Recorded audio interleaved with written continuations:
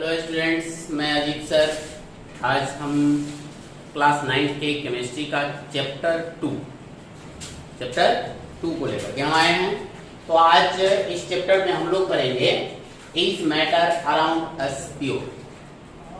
क्या हमारे चारों ओर की जो पदार्थ हैं वो शुद्ध हैं? जो हमारे चारों ओर जितने भी चीजें आप देख रहे हैं क्या वे शुद्ध हैं? तो सबसे पहले हम इसमें मैटर की जो चर्चा कर रहे हैं, जो आपके इस चैप्टर का नाम है, उस चैप्टर के आधार पर अगर हम मैटर को देखते हैं तो उससे पहले हम आपको मैटर के बारे में पढ़ा चुके हैं। ठीक है, तो मैटर को आप जान भी चुके हैं कि मैटर क्या है।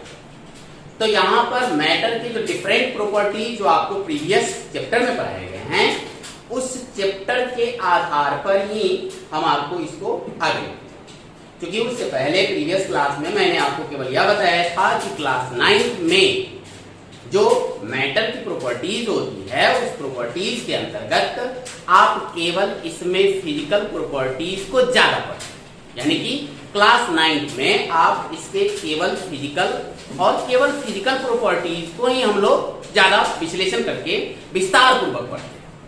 लेकिन कुछ केमिकल प्रॉपर्टीज को भी हम लोग पढ़ते हैं, लेकिन उतने नहीं पढ़ते हैं, उसको हम लोग अगले क्लास में पढ़ते हैं। तो यहां पर मैटर जो होता है उसके प्रॉपर्टीज के आधार पर, मैटर को उसके प्रॉपर्टीज के आधार पर दो रूप में बांटे।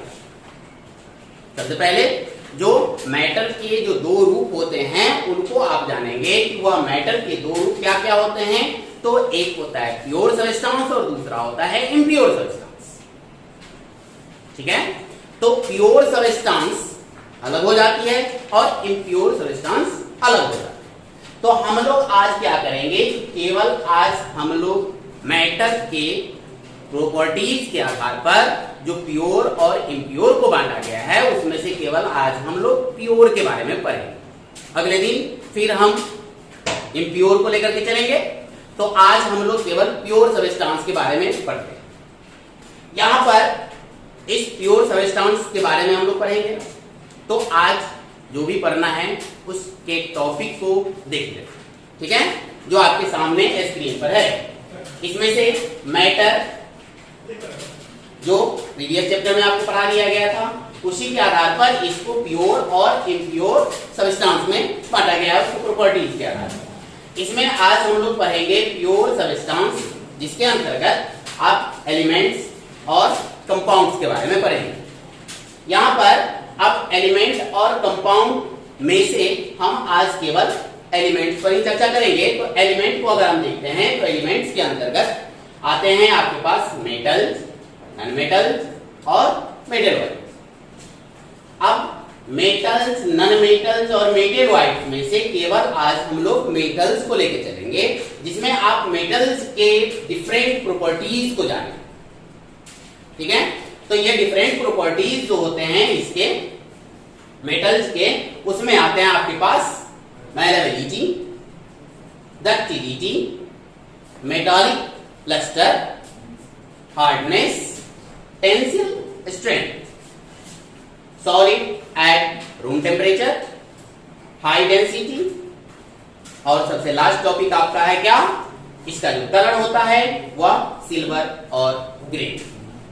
ठीक है, तो सबसे पहले अब हम लोग मैटर को जानते हैं। मैटर का जो डिफिनेशन था इससे पहले आपने प्रीवियस चैप्टर में पढ़ा था, जिसमें आपको पता था कि all those substance which has mass and occupy space called matter. तो यहां पर मैटर के बारे में इससे पहले आपको बता दिया। ठीक है, अब मैटर के जो डिफरेंट प्रॉपर्टीज होते हैं उसके प्रॉपर्टीज को हम प्योर और इम्प्योर में बांटते हैं। ठीक है, प्योर कहने का मतलब क्या होता है कि a substance which are made up of simple only same kinds of the particles are called pure substance. Right, तो यहां पर प्योर सब्सटेंस कहने का मतलब क्या होता है कि वह सिंपल जो उसका पार्टिकल्स होते हैं, वह पार्टिकल्स केवल एक ही प्रकार के होते हैं। उनका जो गुण होगा, उनकी जो प्रॉपर्टीज होंगे, वो सब एक जैसे ही होंगे।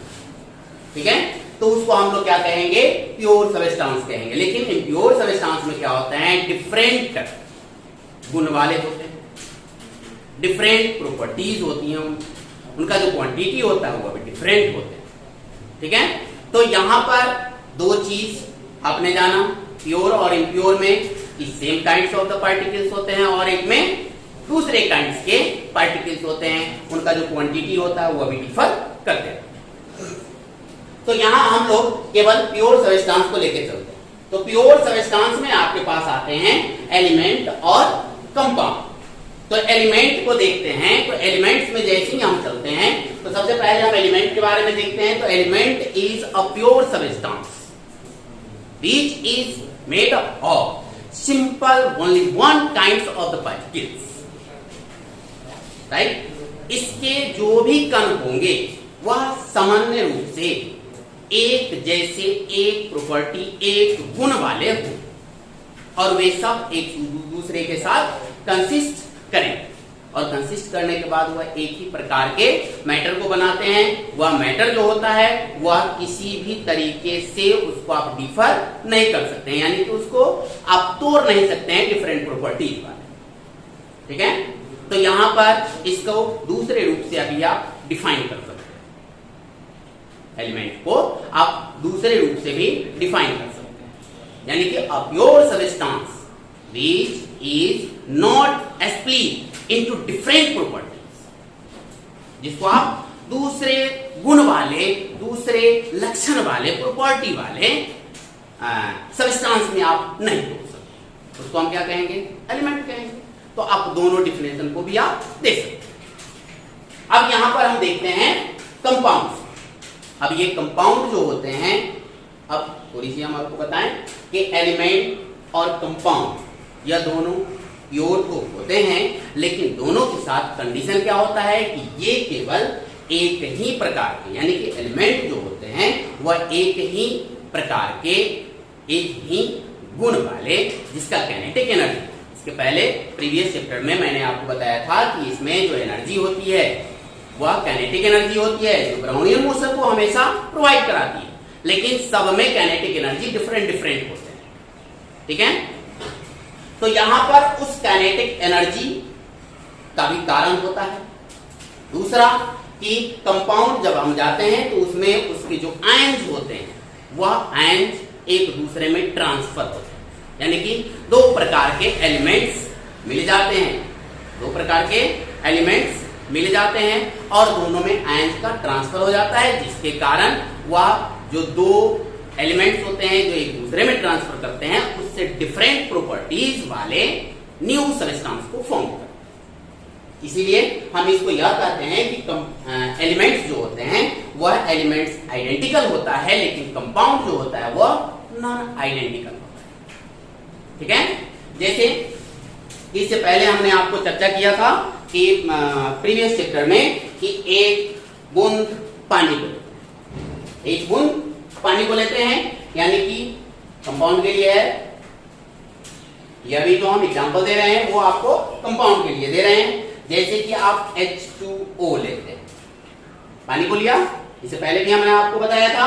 अब इसमें क्या आता है कि अगर 1 ड्रॉप्स ऑफ वाटर लेते हैं तो इसमें जो पार्टिकल्स होंगे वह पार्टिकल्स का जो नंबर होता है, यानी कि काउंटिंग नंबर, इसमें अगर पार्टिकल्स को देखने के लिए जाएंगे तो 10 to the power 21 particles of water. अब इसको नॉन आइडेंटिकल क्यों कहते हैं? क्योंकि इसमें ऑक्सीजन का गुण और हाइड्रोजन का गुण ये दोनों डिफरेंट होते हैं, या दोनों डिफरेंट होते हैं, लेकिन वह एक दूसरे के साथ मिलते हैं और ऑक्सीजन तथा हाइड्रोजन के गुण के डिफरेंट गुण वाले सब्सटेंस को फॉर्म करते हैं। ठीक है, तो यहां हम इसको थोड़ी देर के लिए आपको मिटाते हैं, फिर आपको हम बताते हैं कि यह कंपाउंड जब भी बनते हैं तो उसमें क्या होता है कि एक अगर ये ऑक्सीजन है तो इसके साथ 2 हाइड्रोजन इसमें जुड़े हुए रहेंगे। ठीक है, तो ये नॉन आइडेंटिकल के रूप में आते हैं कि आप इसको दोनों को डिफरेंट रूप में देख सकते हैं। क्योंकि यहां पर आप देख रहे हैं कि ये क्या है, तो ऑक्सीजन है, और यहां इस दोनों तरफ, तो दोनों तरफ क्या होते हैं कि वह हाइड्रोजन को लेके चलते हैं। लेकिन अगर आप एलिमेंट्स में आते हैं तो अगर यह आयरन है Fe, ठीक है, तो आयरन के नेल को अगर हम लेकर के जाएंगे तो पूरा का पूरा यह आयरन नेल जो होगा वह किसी से बना होगा, केवल आपको Fe ही इसमें मिलेंगे। और जितने भी पार्टिकल्स होंगे अगर आप माइक्रोस्कोप से ज्यादा विजिबल करते हैं तो सभी गुण एक जैसे आपको दिखाई देंगे, इसीलिए हम इसको क्या कहेंगे, आइडेंटिकल कहेंगे। लेकिन इसमें जब आप माइक्रोस्कोप से द्वारा देखते हैं तो यह डिफर करता है, इसीलिए हम इसको क्या बोलेंगे, नॉन आइडेंटिकल। ठीक है, तो आपने एलिमेंट और कंपाउंड में आइडेंटिकली यानी कि उसके प्रॉपर्टीज, उसके पार्टिकल्स जो होते हैं उसके प्रॉपर्टीज के आधार पर आप इसको अलग कर सकते हैं।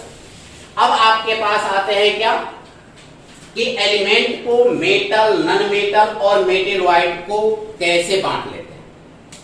अभी मैंने आपको चर्चा किया था इसमें कि काइनेटिक एनर्जी के बारे में।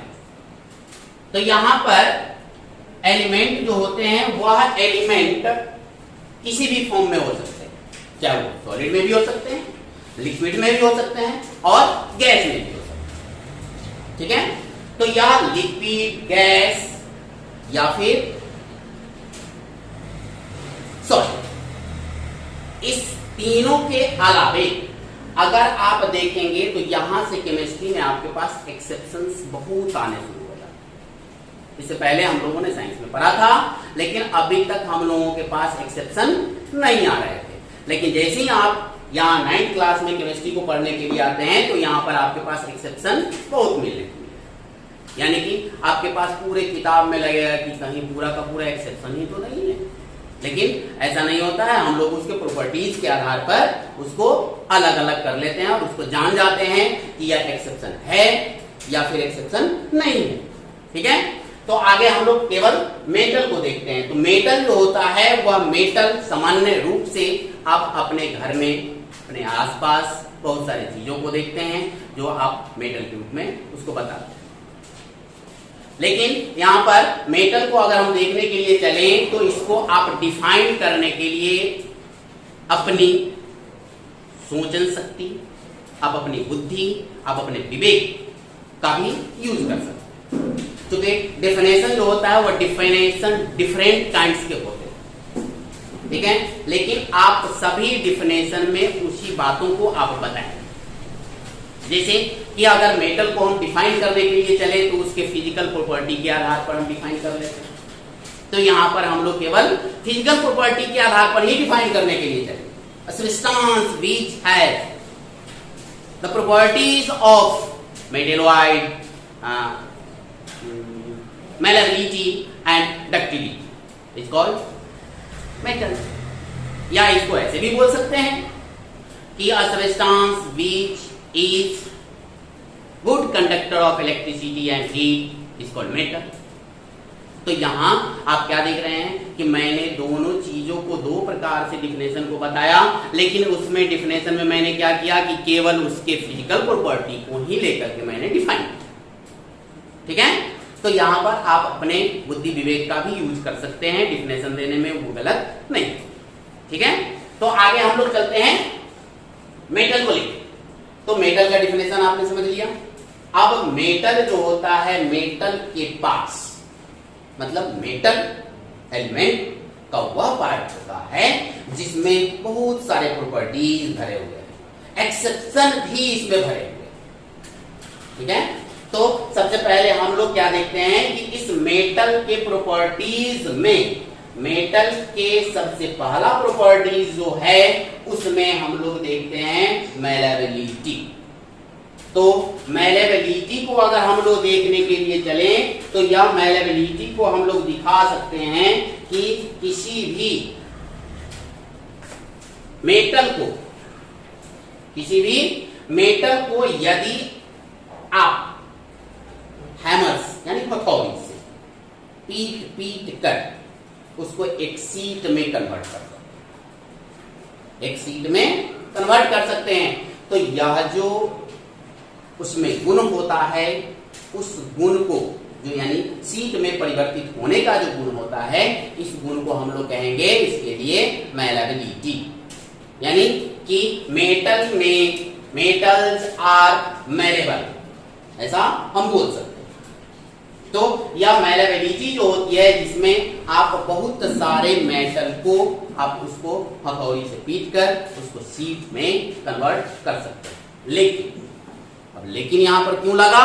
क्योंकि एक मेटल ऐसे भी हैं कि आप उसको हथौड़ी से पीट नहीं सकते।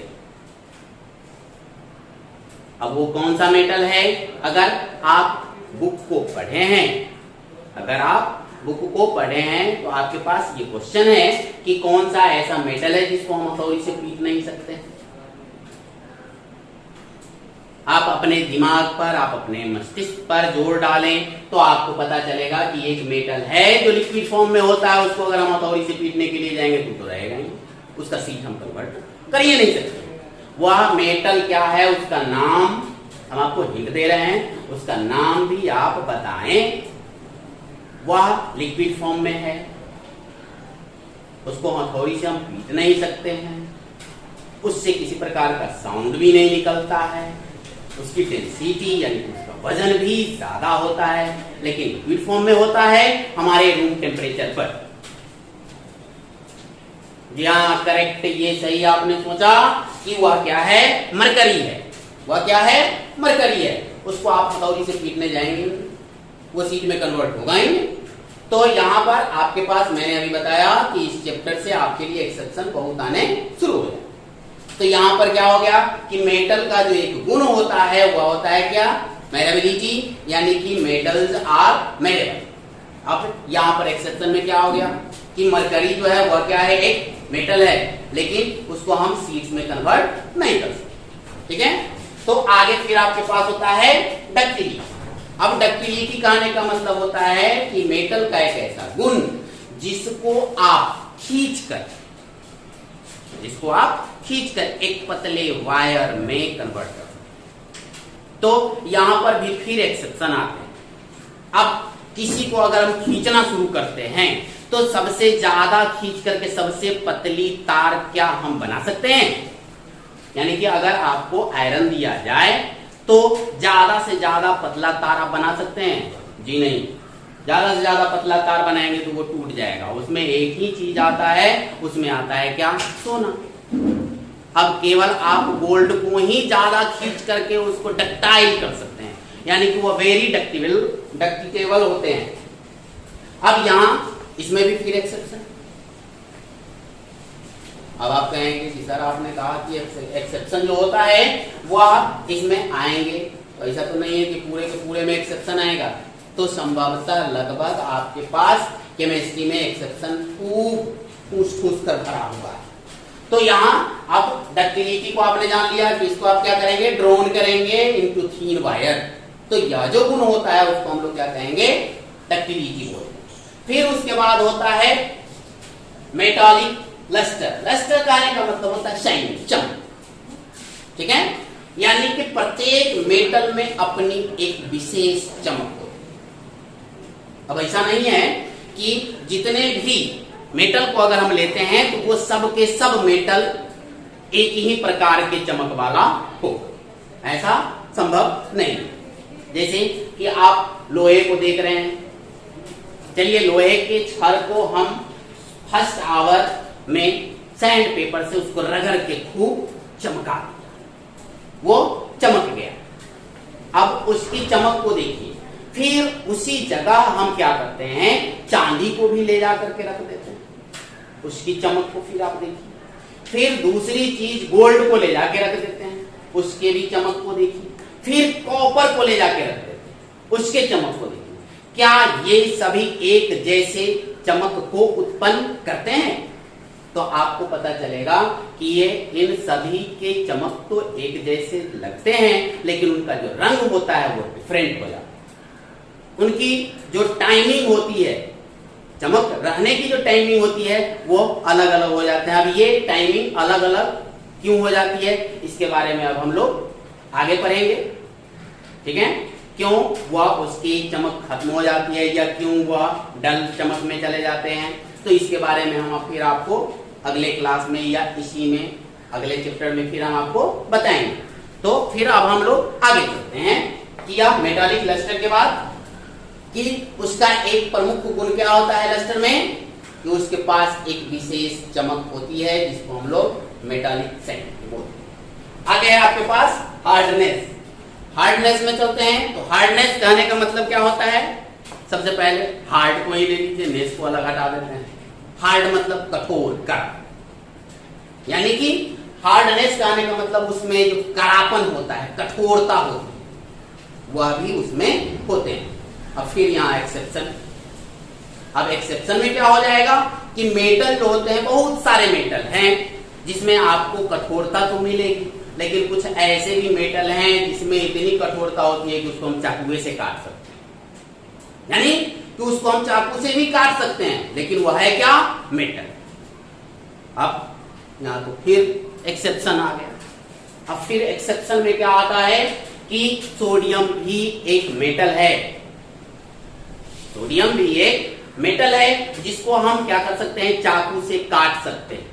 मरकरी भी एक मेटल है जो लिक्विड फॉर्म में होता है, उसको हम उंगली में दबाएंगे तो वो हमारे हाथ से फिसल जाएगा, जैसे पानी निकल जाएगा, हम उसको पकड़ नहीं सकते। ठीक है, तो यहां पर भी आपको एक्सेप्शन मिल रहा है, यानी एक तो लिक्विड में है, उसको हाथ से पकड़ नहीं सकते हैं, दूसरे को पकड़ सकते हैं तो उंगली से दबा सकते हैं। अगर आप लोहे को भी दबा के देखिए क्या वो दबता है, अगर आप उसको प्रेस करते हैं तो प्रेस करने के बाद लोहे की किसी भी चीज, ठीक है, जो पूरा का पूरा वह एक सॉलिड के फॉर्म में हो, अंदर से खोखली नहीं हो, उसको अगर आप दबाएंगे तो क्या वो दब जाता है जब आप उस पर प्रेशर डालते हैं, ऐसा नहीं होता है। लेकिन सोडियम जो है, उस सोडियम को अगर हम पकड़ेंगे और थोड़ा ज्यादा प्रेस डालते हैं तो वह सोडियम जो होता है वह अपने शेप को विकृत कर लेता है, बदल लेता है।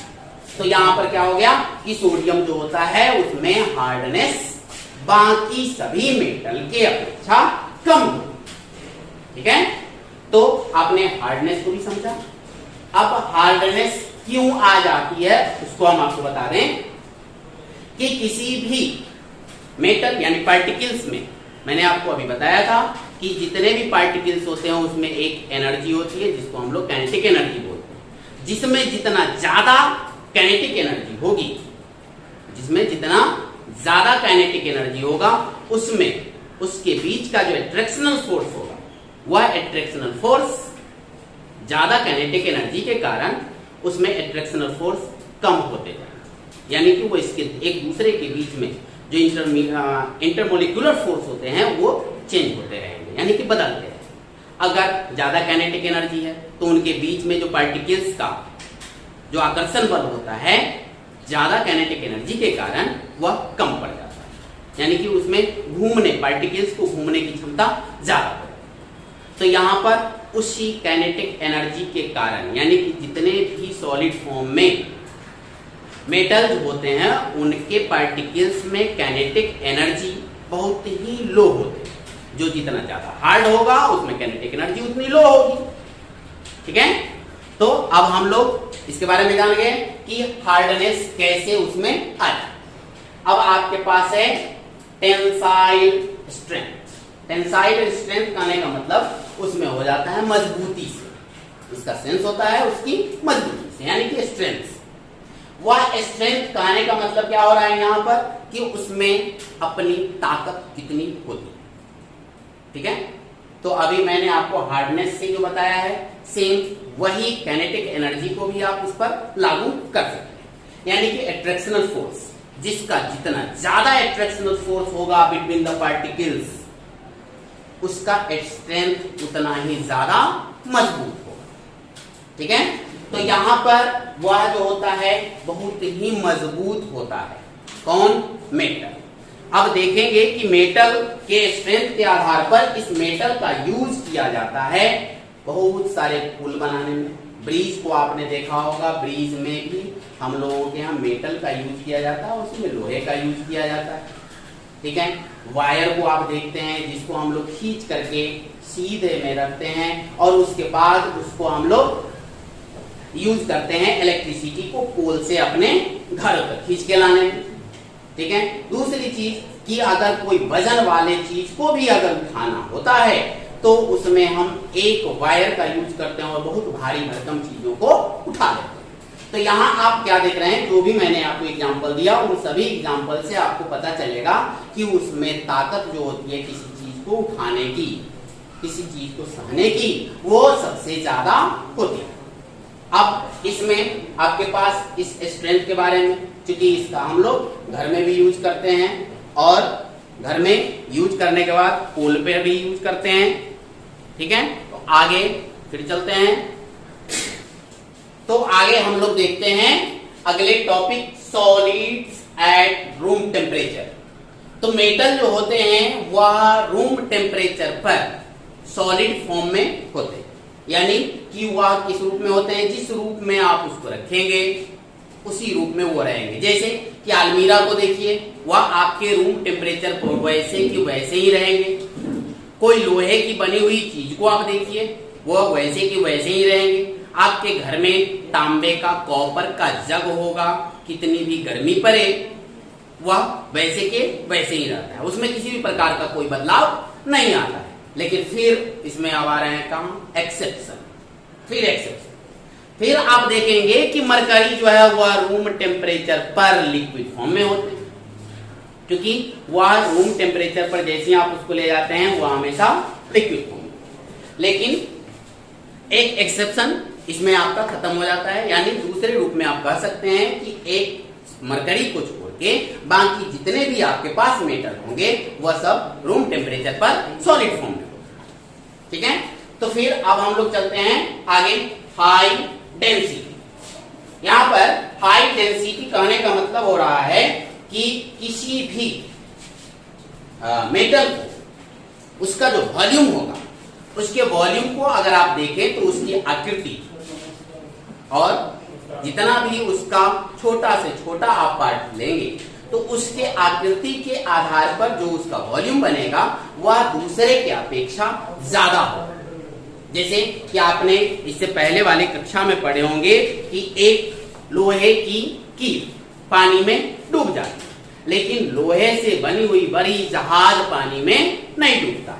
यहां पर क्या हो जाता है कि उसकी आकृति को बदल के उसके वॉल्यूम को हम बड़ा कर देते हैं, जिसके कारण क्या होता है कि उसके द्वारा पानी का जो डिस्प्लेसमेंट होता है उसके वजन के अपेक्षा ज्यादा वो डिस्प्लेस करता है, जिसके कारण वो नहीं डूबता है। तो यहाँ पर डेंसिटी कहने का मतलब यह होता है कि वह सबसे ज्यादा भारी होता है, जिसके कारण वह पानी में सिंक कर जाता है, यानी कि डूब जाता है, ठीक है।